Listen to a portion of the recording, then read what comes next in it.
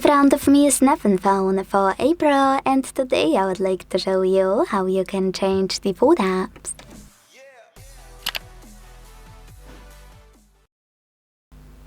First of all, go into settings and scroll a tiny bit to click on apps.